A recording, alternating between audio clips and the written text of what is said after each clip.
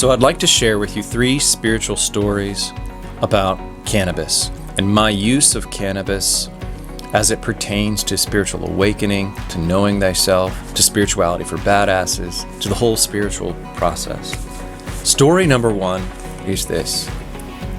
I can now drive 5 minutes down the road and enter a cannabis dispensary here in Virginia, and very safely, very intelligently, and with complete confidence purchase a THC-infused cannabis gummy and know that I have instant and easy access to a deeply relaxed, deeply mindful, and deeply insightful space. And it's now legal.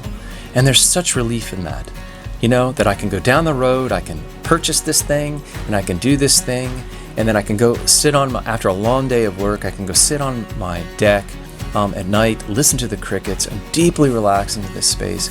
And I can dose it so there's just a little bit, so it's like drinking a glass of wine. It's really awesome. That's story number 1, and I think that's super great, and I think this is happening all over America. And I think you're gonna start seeing, I'm predicting this now, that cannabis and mindfulness, marrying these 2 things together is going to become very, very popular. It's the next edge of spirituality. Story number 2 is this. This past year, I've really enjoyed going to this local park that's near my house, and there's a bunch of paths that I can take that's in this park. And what I do is I park my car, usually 8 in the morning or so, and I get out of my car and I do this thing, okay? And then after I do this thing, I take this walk, and it's this very slow, mindful walk. And I enter this space where I'm like in the present moment, my body's super relaxed, I'm really hearing the birds and the crickets, and it's just sacred, it's precious, it's amazing. And the thing that I did, surprise, it's not inhaling or smoking cannabis, it's this. I take 3 deep breaths. 3 deep, mindful breaths. And I enter the same, very, very similar space that I'm able to acquire and enter into with cannabis. One, same space. One I get through cannabis. The other I get basically through mindfulness and taking a walk in nature. Right? Amazing. Absolutely amazing. You don't need the cannabis. A mindfulness can get you there. So, okay, that's 2 stories. Here's the 3rd story, which is how I married these 2 things and overcame my depression. How I married cannabis and mindfulness and spiritually woke up. How I married cannabis and mindfulness and entered a whole new way of living and being in my life, which was filled with a lot more peace, a lot more happiness. So this 3rd story is really who I am and how I came to be who I am. So I wrote these 2 books right here, Spirituality for Badasses, book 1 and 2, and several other books. And how did I get to be in this space? You know, what was the whole process? And in a nutshell, because this video is about marijuana, THC, and cannabis, throughout my whole spiritual awakening path, throughout my whole progress of knowing myself, here and there, not all the time, I used cannabis because it was a very, very easy way to gain an insight and to check on that insight in a way that perhaps that insight came while I wasn't using cannabis, and to see if it held true in that space. And then while I was in that space, fear would come up and knots and blocks would come up inside the cannabis space. And then I would notice that fear, and I would write about it, I would remember it, and then in my sober normal space of when I was practicing, meditating, mindfulness, I would say, what did I gain from that cannabis? So it was a back and forth thing.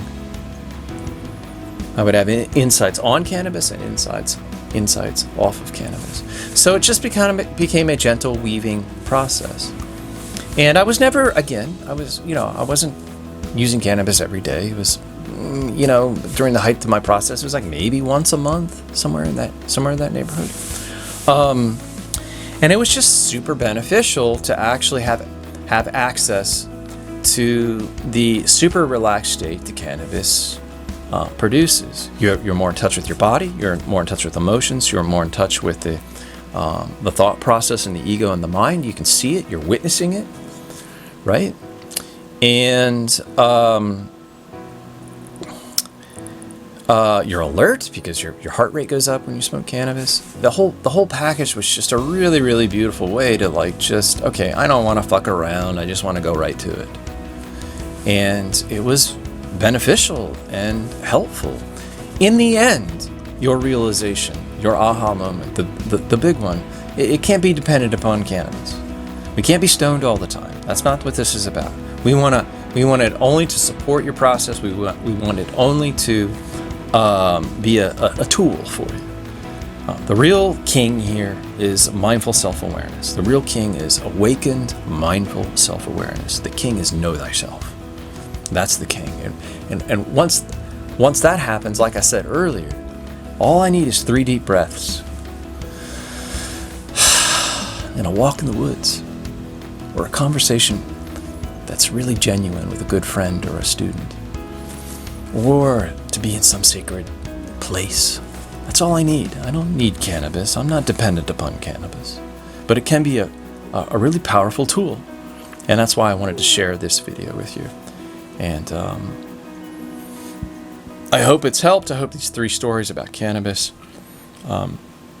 inspire you to use it in the way that I did, which was deeply, deeply healing. You can read more about my life and experiences, again, in both my books, Spirituality for Badasses, Book 1 and 2. I hope you do so. I hope to meet you someday and hang out in a class or a course. And subscribe to the channel. I'll see you soon, my friend. Adios. Bye-bye.